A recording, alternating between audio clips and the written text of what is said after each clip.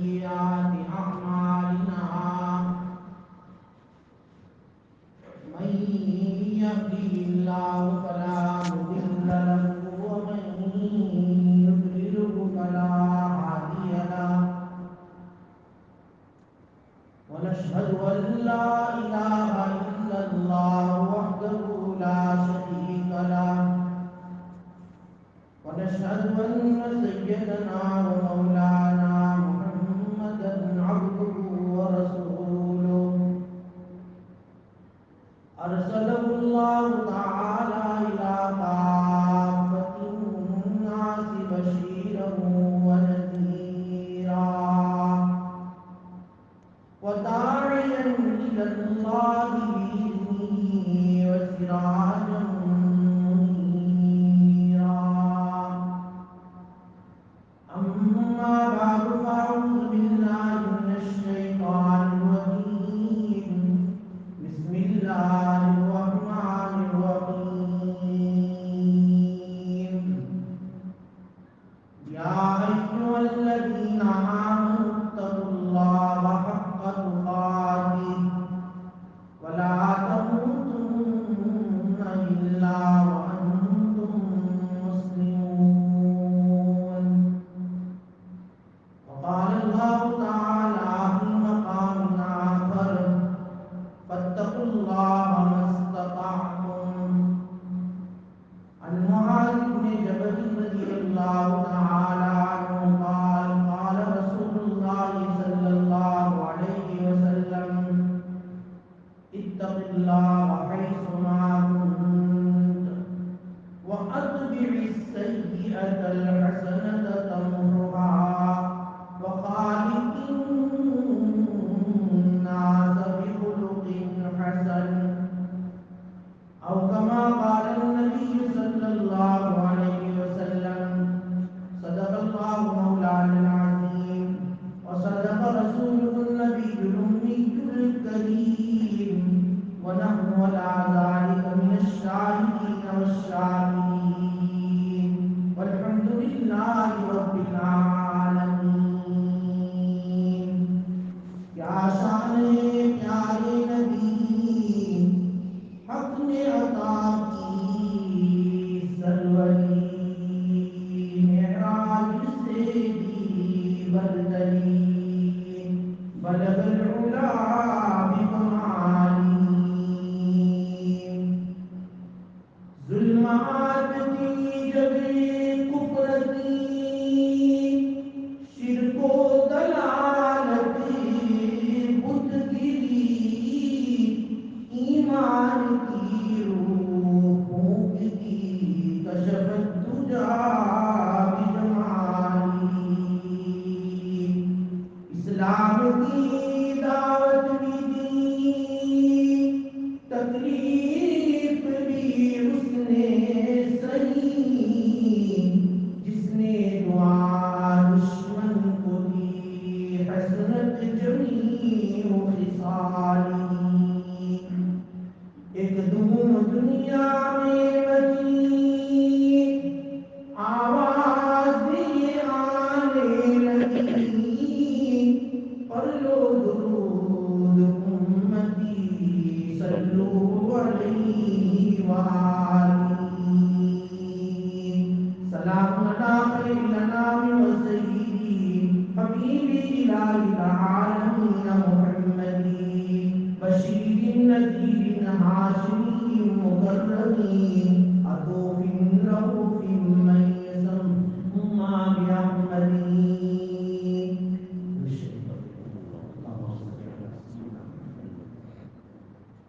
وعلى آل سيدنا محمد وبارك وسلم واجب الاحترام علماء کرام بزرگوں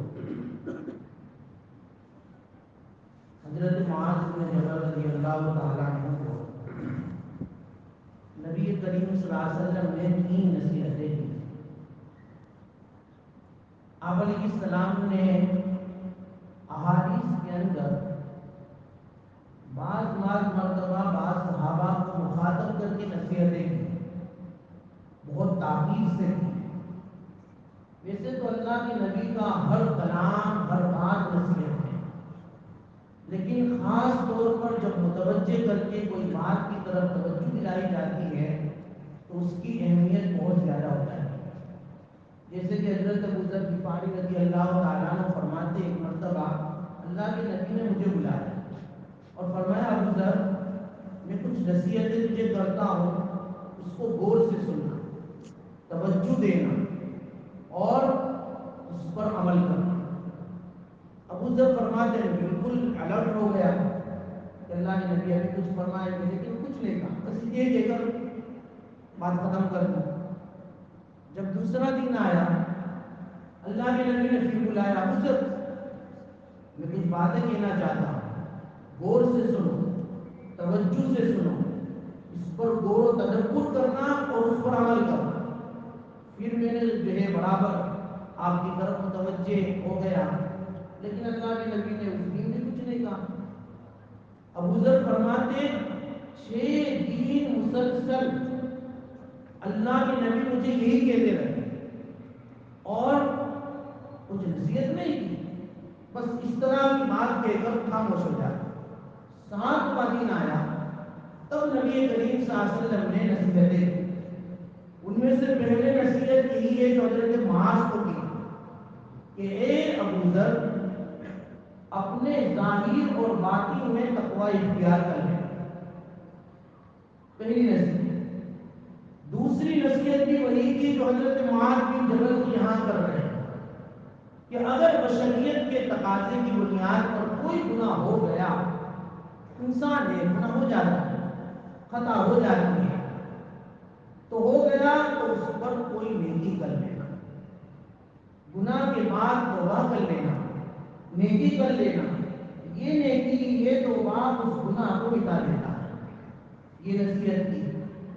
تیسری نصیحت ابو ذر غفاری کو رضی اللہ تعالیٰ عنہ کو اللہ کے نبی نے یہ دی کہ دیکھ ابو ذر, کسی کی امانت اپنے پاس مت رکھنا, اس کی حفاظت بہت کٹھن ہے. چوتھی نصیحت ابو ذر رضی اللہ تعالیٰ عنہ کو یہ دی, کیونکہ ابھی میرا وہ موضوع نہیں ہے اس لیے میں آپ کو مختصر بتا رہا ہوں. چوتھی نصیحت اللہ کے نبی نے ابو ذر کو یہ دی کہ ابو ذر مخلوق سے کبھی بھی سوال مت کرنا, اپنی ضرورت کسی کے سامنے پیش مت کرنا, اپنا کام خود کرنا, یہاں تک کہ سواری کا کوڑا اگر گر جائے نا زمین پر تو کسی کو مت کہنا کہ اٹھا لے, اپنا کام خود کرنا. اور 5ویں نصیحت حضرت ابو ذر غفاری رضی اللہ تعالیٰ عنہ کو اللہ کے نبی صلی اللہ علیہ وسلم نے فرمایا کہ بھئی امانت میں تو امانت تو مت رکھنا, یہ تیسری نصیحت تھی. چوتھی نصیحت کسی سے حاجت طلب مت کرنا. 5ویں نصیحت بول رہا ہوں, یاد آئے گی بتا دوں گا. یہ 5 نصیحتیں ابو ذر رضی اللہ تعالیٰ عنہ کو اللہ کے نبی نے. تو علماء نے لکھا ہے کہ جب کبھی اللہ کے نبی کسی صحابی کو متوجہ کرتے اور کوئی بات کہتے تو وہ بات بہت محترم کی شان ہوا کرتی ہے. ویسے تو اللہ کے نبی کے ہر بات نصیحت میں کہتے ہیں. حضرت معاذ بن جبل رضی اللہ تعالیٰ عنہ کو بھی یہاں نصیحت جو کر رہے ہیں, یمن جا رہے ہیں نا, میں نے بتایا تھا کہاں اتق اللہ حیث ما کنت. معاذ یہ نہیں کہ مدینہ میں ہے تو تقوی اختیار کرو, باہر جاؤ تو کچھ نہیں.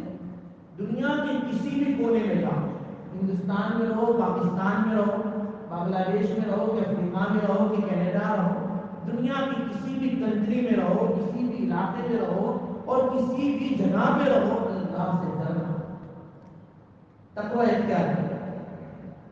یہ جو ہے نا حکم یہ ڈبے ڈبا پہ قرآن مقدس کا. علماء نے لکھا ہے کہ دیکھو دعاؤں کی سردار, تمام دعاؤں کی سردار کیا ہے کہ عافیت کی دعا. اللہ سے عافیت مانگ لو, عافیت مل گئی تو سب مل گیا. حضرت ثانی فرماتے جس طرح دعاؤں کی سردار عافیت کی دعا, اس طرح تمام احکام کا سردار تقویٰ. تقویٰ اگر دل زندگی میں آ گیا, سمجھ لو کہ یہ شریعت مطہرہ کے تمام احکام تمہاری زندگی میں آ گئے. اس لیے اللہ تعالیٰ نے قرآن مقدس میں 1 بار 2 بار 3 مرتبہ نہیں 200 مرتبہ تقویٰ کا جو ہے حکم دیا. اور اختیار کرنے کو کہا ہے۔ قرآن کریم نے ایک مختصر آیت مبارکہ جس میں یہ بتا دیا کہ تقویٰ کا حکم ہم نے صرف یہ امت محمد یا آپ کو نہیں دیا ہے، بلکہ آدم علیہ السلام سے لے کر آج تک جتنے بھی انبیاء آئے اور انبیاء کی جتنی امتیں آئی ہیں ان تمام امتوں کو اس بات کا حکم دیا۔ فرمایا قرآن مقدس میں وَلَقَدْ وَصَّيْنَا الَّذِينَ أُوتُوا الْكِتَابَ وَلَقَدْ وَصَّيْنَا الَّذِينَ أُوتُوا الْكِتَابَ مِن قَبْلِكُمْ وَإِيَّاكُمْ أَنِ اتَّقُوا اللَّهَ۔ البتہ تاکید ہم نے ان تمام لوگوں کو جو تم سے پہلے کتاب دیے گئے، چاہے زبور دیے گئے ہو، انجیل دیے گئے ہو، توریت دیے گئے ہو، آدم علیہ السلام سے لے کر اے نبی آپ تک جتنے بھی انبیاء آئے ان تمام انبیاء کی امتوں کو اور اے نبی جی آپ کی امت کو بھی اتقوا اللہ، ہم اپنے سے ڈرنے کی وصیت کر رہے ہیں، نصیحت کر رہے ہیں۔ معلوم ہوا کہ تقویٰ صرف اس امت محمدیہ کو نہیں بلکہ اس امت سے پہلے جتنی بھی امتیں گزری ہیں ان تمام امتوں کو اللہ تعالیٰ نے اپنے سے ڈرنے کا حکم دیا ہے۔ تقویٰ کیا ہے میں نے بتا دیا تھا، ویسے اس کا معنی ہوتا ہے ڈرنے کا اور ایک معنی ہوتا ہے بچنے کا۔ بھائی جیسا کہ مریض آدمی بیمار ہوتا ہے تو کیا کرتا ہے، وہ بچتا بھی ہے ڈرتا بھی ہے، بچتا بھی ہے اور ڈرتا بھی ہے کا کیا مطلب، ڈاکٹر نے کہہ دیا کہ بھائی یہ چیز مت کھانا ورنہ بیماری بڑھ جائے گی، تو اس چیز سے چاہے وہ کھانے کی چیز کیوں نہ ہو، چاہے اس کی مرغوب غذا کیوں نہ ہو، پسندیدہ غذا کیوں نہ ہو، لیکن اس سے کیا کرتا ہے، بچتا نہیں، پرہیز، اور ڈرتا بھی ہے کہ نہیں کھاؤں گا تو بڑھ جائے گی بیماری۔ تو دیکھو تقویٰ کا ایک معنی ڈرنا بھی، ایک معنی بچنا۔ تقویٰ کا تعلق جب اللہ سبحانہ و تعالیٰ کے ساتھ کیا جاتا ہے تو اس کا معنی ہوتا ہے اللہ کی عظمت اور اللہ کی ہیبت سے آدمی کی طبیعت میں ڈر پیدا ہو جائے، اس کے دل میں یہ خیال آ جائے کہ میں اگر اللہ کی نافرمانی کر لوں گا تو اگر میں اللہ کی نافرمانی کر لوں گا، اللہ کی حکم عدولی کر لوں گا تو پھر میں اللہ کو کیا منہ دکھاؤں گا، اللہ کے سامنے مجھے کھڑا ہونا ہے۔ بس یہ کیفیت، یہ استحضار، یہ جو ہے تصور، اسی کا نام تقویٰ ہے، یہ آ جانا چاہیے۔ قرآن کریم نے اسی کو بیان کیا کہ وَأَمَّا مَنْ خَافَ مَقَامَ رَبِّهِ وَنَهَى النَّفْسَ عَنِ الْهَوَىٰ فَإِنَّ الْجَنَّةَ هِيَ الْمَأْوَىٰ۔ جو آدمی اپنے پروردگار کے سامنے کھڑے ہونے سے ڈر جائے اور اپنی نفسانی خواہشات سے بچ جائے، بس اس کے لیے جنت ٹھکانہ ہے۔ یہ دو چیزیں بس آدمی کے دل میں تصور آ جانا چاہیے۔ جب یہ کیفیت پیدا ہوگی نا، یہ کیفیت، آدمی گناہوں سے بچ جائے، کیونکہ تقویٰ نام ہے بچنے کا، ڈرنے کا، تقویٰ نام ہے کسی عبادت کے کرنے کا نہیں، نماز پڑھنے کا نام نہیں، اور جو ہے تہجد پڑھنے کا نام نہیں، بلکہ گناہوں سے بچنے کا نام تقویٰ ہے۔ جب آدمی گناہوں سے بچنا شروع کر دے گا نا، یہ بہت امپورٹنٹ چیز ہے، تو اس کے اندر تقویٰ آٹومیٹکلی آئے گا، اور جب تقویٰ آئے گا تو عبادت تو آنی ہے، وہ تو کرنی ہی کرنی ہے۔ جب استحضار خداوندی کی کیفیت آدمی کے اندر پیدا ہوتی ہے، عبادتوں میں وہ لطف ملتا ہے، وہ مزہ ملتا ہے جو اس کے علاوہ نہیں مل سکتا، بالکل نہیں مل سکتا، آدمی اختیار کرتا ہے۔ اور تقویٰ پر اللہ تعالیٰ کیا کیا دیں گے، اس کے انعامات کے بارے میں بھی بتائیں۔ 3 انعامات کا ذکر تو قرآن کریم میں سورہ بتا دیا تھا کہ جو آدمی تقوی اختیار کرے گا اللہ اس کے لیے ہر مصیبت سے راستہ نکالے گا، ہر پریشانی سے۔ اور مفسرین نے تو آگے چل کر یہ کہا ہے کہ دنیا کی پریشانی سے بھی نجات، آخرت کی پریشانی سے بھی نجات۔ ہر آدمی چاہتا ہے مجھے کوئی مصیبت نہ آئے، پریشانی نہ آئے، بیماری نہ آئے، اللہ تعالیٰ سب پریشانی حل۔ ہر آدمی چاہتا ہے کہ جب میں مر جاؤں، قبر میں جاؤں تو میرے پاس بچھو نہ آئے، میرے پاس جو ہے عذاب کے فرشتے نہ آئے، ہر چاہتا ہے قبر کے عذاب سے بھی محفوظ۔ بلکہ مفسرین نے آگے چل کر یہ لکھا کہ حشر میں قیامت کے دن کی پریشانی سے بھی اللہ بچائے۔ اور ہر آدمی چاہتا ہے قیامت کے دن مجھے عرش کا سایہ مل جائے، ہر آدمی چاہتا ہے اللہ کی خوشنودی مل جائے، ہر آدمی چاہتا ہے وہ بیٹا میں جنت میں داخلہ ہو جائے۔ تقوی اختیار کرو، تقوی۔ اسی لیے حضرت مولانا شفیع صاحب رحمۃ اللہ علیہ نے اپنی کتاب معارف القرآن کے اندر سورہ واقعہ کی تفسیر میں ایک بات عجیب لکھی ہے کہ دیکھو قیامت کا دن جب ہوگا، اللہ تبارک و تعالیٰ کا جو ہے عرش ہوگا اور ساری مخلوق ہوگی، اس وقت تین جماعتیں ہو جائیں گی۔ ایک جماعت دائیں جانب عرش کے ہوگی، ایک جماعت بائیں جانب ہوگی، اور ایک جماعت بالکل عرش کے سامنے ہوگی۔ مفسرین نے مولانا شفیع صاحب نے لکھا ہے دائیں جانب جو لوگ ہوں گے وہ لوگ ہوں گے کہ جو حضرت آدم علیہ السلام کے دائیں جانب پیدا ہوئے، بائیں جانب وہ ہوں گے جو بائیں طرف سے پیدا ہوئے، اور بالکل جو سامنے ہوں گے تو وہ بالکل جو ہے اللہ کے نیک متقی بندے ہوں گے۔ دائیں جانب ایمان والے، بائیں جانب کافر، اور جو بالکل عرش کے سامنے ہوں گے وہ بالکل جو ہے فرش کے گری کے بالکل وی آئی پی لوگ، انبیاء، صدیقین، شہداء، صالحین، وہ سارا یہ مجمع ہوگا، سارا مجمع یہ ہوگا۔ پھر اللہ تبارک و تعالیٰ جب جو ہے اپنے قریب کر دیں، والسابقون السابقون اولئک المقربون، اس کی آیت کریمہ کی تفسیر میں لکھا ہے کہ بھئی یہ لوگ جو ہوں گے جو بالکل سابقین ہوں گے اور بہت ہی مقرب ہوں گے، یہ کون ہوں گے؟ کیونکہ سابقون وہ لوگ ہوں گے جو دنیا کے اندر نیک کاموں کے کرنے میں اور گناہوں کے چھوڑنے میں سب سے آگے رہتے ہیں۔ اللہ نے ان کو بالکل آگے رکھا، بھئی نیک کاموں کے کرنے میں اور گناہوں کے چھوڑنے میں سب سے آگے رہتے تھے، اللہ نے ان کو بالکل سامنے رکھا۔ پھر اللہ تبارک و تعالیٰ دائیں جانب والوں کو بھی اور بالکل عرش کے جو ہے بالکل جو سامنے ہوں گے ان کو بھی اپنے عرش کے سائے میں لے لیں، عرش کے نیچے ان کو جو ہے داخل کر دیں۔ پہلے نمبر پر تو جو سامنے ہوں گے وہ آئیں گے، بعد میں دائیں جانب والے آئیں گے، اور بائیں جانب والے تو کافی ہوں گے، وہ تو جائیں گے جہنم۔ اللہم احفظنا منهم، اللہ ہم کی اور ہماری حفاظت، ہم کو تو بس تک کہہ کے گلی کے گروہ میں اللہ شامل فرمائے۔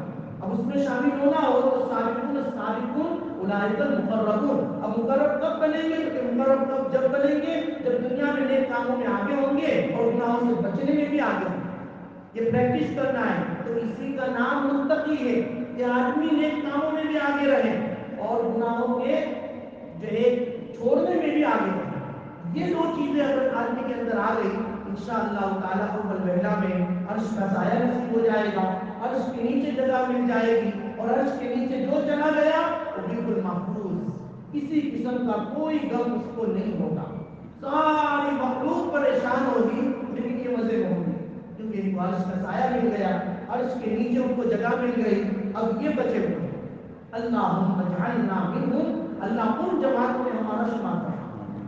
تو بہرحال تقویٰ جو ہے یہ ایک ایسی بنیادی چیز ہے جو آدمی کو جو ہے قیامت کے دن بھی اول وہلہ میں اللہ کا قرب جو ہے دلوائے گا۔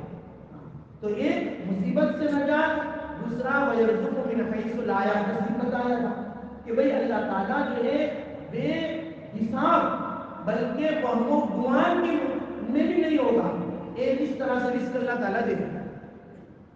یہ تقویٰ کی بدولت ہوگا، اور تقویٰ کی بدولت کا مطلب یہ ہے کہ آدمی جو ہے اپنے شوق پر بیٹھا ہے، اب جھوٹ بولنے کا موقع ہے، دھوکہ دینے کا موقع ہے، اور جو ہے سب گبن کرنے کا موقع ہے، لیکن نہیں، اللہ کا ڈر نہیں، آج یہ کر لوں گا، جھوٹ بول لوں گا، وقتی طور پر کوئی پرسنٹیج اور جو ہے کچھ نفع مجھے مل جائے گا، لیکن اللہ کا بہت جو ہے نقصان مجھے مل جائے گا، یہ ڈر سے وہ بچ جاتا ہے.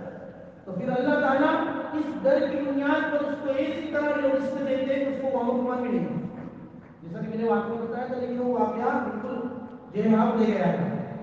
احمد بن حبیب کا، دیکھو اس زمانے میں ایک بہت بڑا یہ ڈیلر تھا، دلال تھا، جو یہ کپڑے بیچتا تھا. اس کے اوپر بھی ایک تاجر تھا جو بہت بڑا سپلائر، جس کا نام حضرت امام حنیفہ بھی بتاتے ہیں، دیگر دوسرے نام بتاتے ہیں. تو بہرحال تو امام حنیفہ رحمۃ اللہ علیہ نے ان کو جو ہے ایک کپڑا دیا، کیونکہ وہ بہت بڑے سپلائر، بہت بڑے بزنس مین، حالانکہ امام لیکن کاروبار کر رہے ہیں اور برابر کر رہے ہیں. اور ان کو جو ہے کپڑے کا دھیان دیا اور کہا کہ میں یہ بیچو، لیکن بتا دینا کہ اس میں عیب ہے، یہ عیب میں اس کے ساتھ جو ہے گراہک کو فروخت کرنا. لیکن جو ہے مشغولی کے اندر وہ بتانا بھول گئے کہ بھئی اس میں کیا عیب ہے، اور وہ بیچ دیا. جب پیسے لے کر ان کے پاس گئے تو کہا حضرت وہ کپڑا وہ بھی بیچ دیا. اچھا اس کا جو عیب تھا، نقصان کا جو تھا اس کے اندر حصہ، اس کو گراہک کو کسٹمر کو آپ نے اطلاع دے دی تھی، تو سوری تو بھول گئے. لیکن نہیں، سوری سے نہیں چلے گا. کس کو بیچا؟ تحقیق کرو، تفتیش کرو. تو کیا بیچا تو میں نے بغداد سے آنے والے قافلے. کہاں گیا تو بغداد روانہ ہو گیا. حضرت امام حنیفہ رحمۃ اللہ علیہ نے یا اور کوئی جو تاجر انہوں نے ان کو نہیں کہا کہ تم جلدی جاؤ اور اس کسٹمر کو تم کو نہیں، خود جو ہے تیز رفتار سواری لے کر بغداد کی طرف روانہ. کتابوں میں لکھا ہے 2 دن کے بعد بغداد کے اس قافلے سے ان کی ملاقات ہوئی، اور ملاقات ہونے کے بعد پوچھا کہ بھائی دیکھو فلاں فلاں آدمی نے آپ کو یہ کپڑا بیچا تھا، تو وہ کپڑے میں جو ہے تھوڑی عیب ہے، نقصان ہے، وہ آپ کو بتانا بھول گئے. اس وجہ سے میں آپ کو اطلاع دینے کے لیے آیا ہوں کہ اگر اس ایپ کے ساتھ آپ کو خریدنا ہے، بائنگ کرنی ہے تو نو پرابلم، لیکن اگر اس کے ساتھ آپ کو فروخت نہیں ہے، آپ کو نہیں خریدنا ہے، تو آپ کے پیسے یہ ہے کہ بالکل جیسے آپ نے دیے تھے ویسے ہی ہے محفوظ، آپ مجھے تھان واپس دے دیجیے اور کپڑے لے لیجیے. کتابوں میں لکھا ہے کہ وہ جو کسٹمر تھا نا وہ غیر مسلم تھا، وہ غیر مسلم. اس نے کہا کہ بھائی سب سے پہلے تو مجھے کلمہ پڑھاؤ. آپ صرف اتنی بات کے لیے اتنا دور کا سفر کر کے آئے اور اتنی بے چینی سے یہ بات بتا رہے ہیں، تو آپ کی باتوں میں مجھے جو اثر ہو رہا ہے نا، میری دل کی کیفیت بدل رہی ہے، میرے چہرے پر کبھی بدل پر آ رہی ہے. تو سب سے پہلے اس مذہب کا مجھے تعارف کراؤ جس مذہب کا آپ فالو کرتے ہو، مجھے مسلمان بناؤ. سب سے پہلے تو اسلام. انہوں نے اسلام قبول کیا. دوسرے نمبر پر دیکھو میں بتاؤں، اس نے کیا کہا کہ جو پیسے کی تھیلی آپ لے کر آئے ہیں نا، وہ بولے مجھے واپس دے، اور یہ کپڑا اسی ایپ کے ساتھ میں نے خرید لیا ہے، مجھے اسی ایپ کے ساتھ منظور ہے، لیکن وہ پیسے مجھے دو. وہ پیسے لیے اور کہا کہ یہ پیسے جو میں نے دیے تھے یہ بھی جعلی تھے، یعنی نقلی نوٹیں دی تھی میں نے. دیکھو کہتے ہیں کہ میں نے تو اس کو جو ہے آج تک چیز کر دی، اس کو بنا دیا ہے، اس کو نہیں بنایا اوپر میں. بعض مرتبہ کہتے ہیں کہ بھائی چور کا بھائی الٹی چور، تو ایسا ہوتا ہے، کبھی الٹی کھانی پڑتی ہے، لینے جاتے ہیں نفع اور پھر آتا ہے وبال. ہوتا ہے ایسا. اس دنیا کے اندر ہم نے ایسے حالات بھی دیکھے، لیکن ان کے دل میں تو تقویٰ تھا، وہ تو بالکل نیت صاف تھی. تو وہ جو جعلی اور نقلی نوٹیں تھی اور نقلی درہم اور سکے تھے، وہ پہلے تو واپس لیے اور اصلی سکے دیے، چلو کہ اب لے جاؤ، احسان بھی میرے کو. تو دیکھو ایک تقویٰ کی بدولت یہاں پر واقعے کے اندر یہ بتایا گیا کہ آدمی جب اللہ کا ڈر اختیار کرتا ہے، رزق ایسی جگہ سے لیتا ہے اس کو وہم و گمان بھی نہیں ہوتا، ورنہ تو وہ جعلی اور نقلی نوٹ مل جاتی. لیکن اللہ کا ڈر تھا، نقلی تو کیا اصلی نوٹ ملی، اور ایک آدمی تمہارے اس تقوی کی بدولت اسلام کی راہ پر چل گیا، اور اس کا ثواب تمہارے اعمال نامے میں قیامت تک بھی لکھ دیا گیا. حضرت علی رضی اللہ عنہ کو اللہ کے نبی نے کہا تھا کہ اگر ایک آدمی بھی تیرے کہنے پر ایمان اور اسلام قبول کر لینا تو یہ تیری نجات کے لیے کافی ہے. تو دیکھو اسی لیے کہا کہ تاجر الصادق الامین، تاجر ہو، سچا ہو، امانت دار ہو، کل قیامت کے دن انبیاء کے ساتھ ہوگا. تو یہ ہماری تجارت ہماری دنیا نہیں آخرت بھی بناتی. لیکن شرط یہ ہے کہ ہمیں شریعت مطہرہ کے مطابق تجارت اور بزنس کرنی چاہیے اللہ کے واسطے. میں نے پہلے بھی بتایا تھا، ابھی اپنی تجارت کو سیکھو، علماء سے سیکھو، مفتیان سے سیکھو. جس کے گھر میں دل میں خوف ہے، تقویٰ ہے، وہ تو الحمدللہ ہر بات پوچھتے ہیں اور پوچھ کر اپنے بزنس میں ترقی کرتے ہیں. لیکن جس کے دل میں تقویٰ نہیں آیا ہے، دنیا کی محبت بڑی ہوئی ہے اور ہر وقت یہ سوچ یہ فکر ہے کہ میں اپنی دکان کو ڈیولپ کروں، میں اپنے بینک بیلنس کو بڑھاؤں، میں اپنی دکان کو سجاؤں، اپنے جو ہے گھر کو بڑا کروں، بڑی بڑی کاروں میں گھوموں، لیکن کوئی حلال حرام کی تمیز نہیں ہے. یہ دھوکے سراسر دھوکے. اور یہ جو ہے مال جو ہے بہت ساری وباؤں اور بلاؤں کو لے کر آئے گا، اور تقوی کے ساتھ جو مال آئے گا وہ کثرت نہیں برکت لے کر آئے گا. ایک آدمی 5,000 رینٹ کماتا ہے مہینے میں، اور ایک آدمی ہے جو 50,000 رینٹ کماتا ہے. لیکن 5,000 والا برکتوں کے ساتھ ہے، ایمانت داری کے ساتھ کما رہا ہے، اور 50,000 والا بے ایمانی سے کما رہا ہے. تو وہ کیا ہوگا؟ یہ بہت بڑی وبا کو لے کر آئے گا. پھر اس کے گھروں میں بیماریاں بھی آئے گی، پھر اس کے گھروں میں پریشانیاں بھی آئے گی، پھر اس کے گھر میں نہ جانے کیسے کیسے حالات آئیں گے. آدمی سوچ بھی نہیں سکتا کہ یہ حالات بھی ہو سکتے ہیں کہ جس میں میرا پانی کتنا پیسہ جا رہا ہے. بھائی جا رہا ہے تو آپ کیسا رہا ہے وہ دیکھو، تمہاری انکم دیکھو. جب تمہاری آؤٹ گوئنگ جو ہے صحیح نہیں ہے اور جو ہے غلط جگہ پر جا رہی ہے، یوز ہو رہی ہے، سب سے پہلے اپنی انکمنگ پر نظر کرو. اگر تمہاری انکمنگ اور تمہاری آمدنی کی جو راستہ ہے اگر حلال طریقے سے ہے تو تمہارا مال کبھی بھی حرام طریقے پر یوز نہیں ہوگا. یہ پکی بات ہے. لیکن اگر ہمارا مال حرام طریقے پر یوز ہو رہا ہے، گناہوں کے کاموں میں یوز ہو رہا ہے، اللہ کی نافرمانی میں یوز ہو رہا ہے، خدا پاک کی قسم ہمیں بہت چوکنا ہونا چاہیے کہ ہماری آمدنی کیا ہے، ہماری انکم کا جو ذریعہ ہے اس میں کیا کوتاہی ہو رہی ہے، شریعت مطالعہ کے مطابق ہمیں یہ کام ہو رہا ہے کہ نہیں ہو رہا ہے، اس کی ہمیں فکر کرنی. یہ ہے تقویٰ. تقویٰ صرف جو ہے جبا اور جو ہے سفید ٹوپی پہن لینے کا نام نہیں. جب تقویٰ صرف تسبیحات کے پھیرنے کا نام نہیں. تقویٰ جو ہے اپنے دل کی کیفیت کے بدلنے کا نام ہے کہ دل میں خدا کا خوف آ جائے. چاہے دنیا بہت سی آتی نظر آتی ہے لیکن حلال طریقے سے نہیں ہے، آدمی کو کرنا. دیکھو اگر تمہارے مقدر میں وہ دنیا ہے انشاءاللہ تعالی وہ دنیا پیر پر ہی کر آئے گی، تمہارے پیر چھو کر آئے گی، تم اس سے منہ موڑو گے وہ تمہارے پیچھے پیچھے دوڑے گی. اللہ تعالیٰ نے ہر ایک کی دنیا اور ہر ایک کا مال مقدر میں لکھ دیا ہے کہ اتنا اس کو ملنا ہے. وما من دابۃ فی الارض الا علی اللہ رزقها. جتنے بھی دنیا میں ہیں اللہ تبارک و تعالیٰ نے جاندار ہے ان کے لیے رزق اپنی جگہ پر متعین کر دیا ہے. وہ اتنا ملنا ہی ملنا ہے. جب تک وہ اپنا رزق ختم نہیں کرے گا اللہ کا وعدہ ہے کہ اللہ اس کو موت بھی نہیں دے گا. اور یہ ہمارا یقین بھی ہے. اس یقین کی تبدیلی کریں، ہم یقین کے اندر جو ہے فروغ کریں اور اپنے یقین کو اللہ کے ساتھ مضبوط کریں، اپنے اندر تقویٰ پیدا کریں. انشاءاللہ تعالی یہ تقویٰ ہماری زندگی میں بہت ہی خوشیاں لائے گا. زندگی بھی سنور جائے گی، آخرت بھی سنور جائے گی. تو بہرحال تقویٰ کے اور بھی بہت سے فائدے ہیں. انشاءاللہ تعالی اجتماع کو بیان کریں گے اور حضرت معاذ کے تینوں نصیحتیں انشاءاللہ تعالی آئندہ اجتماع کو ختم کریں گے. اللہ تعالیٰ کے سننے سے زیادہ ہمیں عمل